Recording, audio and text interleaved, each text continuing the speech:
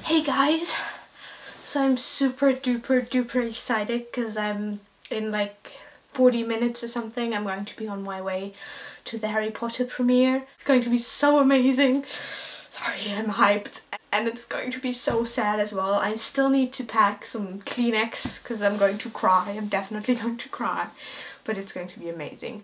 It starts at 10:15 and it's both movies. They're both very long and there's like a break in between, so I'm guessing it's going to last till like 3 or 4-ish or something.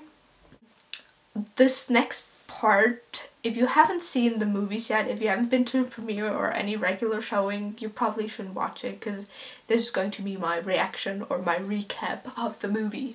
Hope you enjoy. Spoiler warning.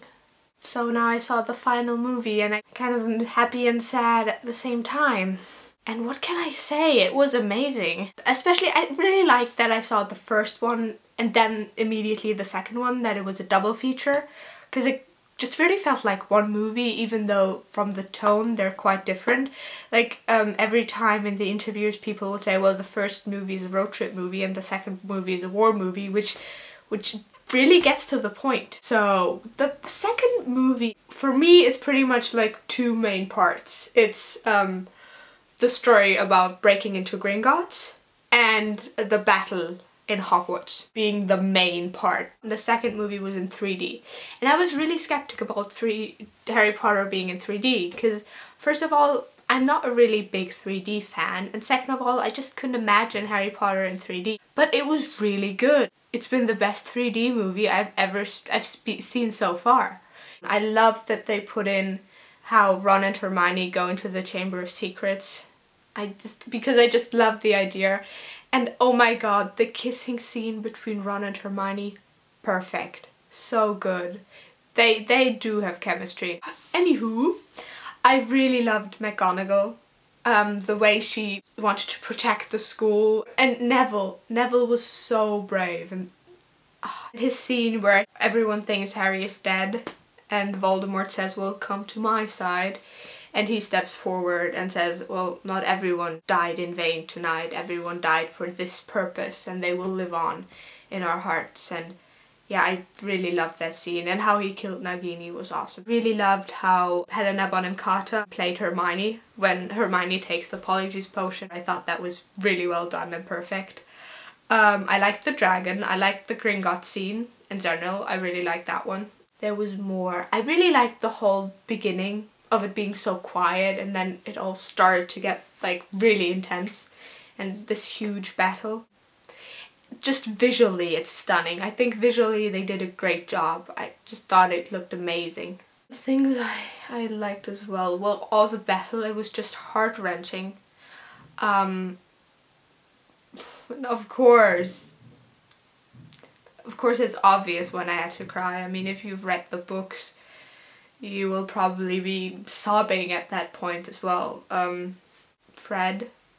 Oh, especially the moment you just see Fred and George when they're just standing there and they see that the Death Eaters are advancing and the castle is under attack, and they just look at each other and there were like tears in their eyes and it's like, you're all right. Yeah. And also with Remus and Tonks, oh my god. Every single moment Remus had, I just thought, no. Oh, just seeing all the people you knew were going to die. And Snape's death was so violent. Oh, the Prince's Tale, Snape's memory, perfect. I thought it was really well done. The moment where Harry finds out that he needs to sacrifice himself, where he walks into the woods and he meets his mother, his dad, Sirius and Remus. Oh my god, I cried there a lot. Now, things that I didn't like or things that I missed, because there are always going to be things left out if you do a movie to a book. But what I really kind of missed was Dumbledore's backstory, because it was always hinted at and mentioned, because everyone was to Harry like, did you really know him? Why don't you doubt him? Should you really trust him? And also, well, we see the Book of Rita Skeeter in the first one all the time. Then we hear from Aberforth that it was something with his sister. We see that he's written a letter to Grindelwald and all that kind of stuff, but we don't really know the backstory, what happens. We hear it mentioned that his dad killed 3 muggles. That's all kind of also in the first movie, so that kind of gets mixed up. But I really missed just having like an overview of that story arc of Dumbledore's past.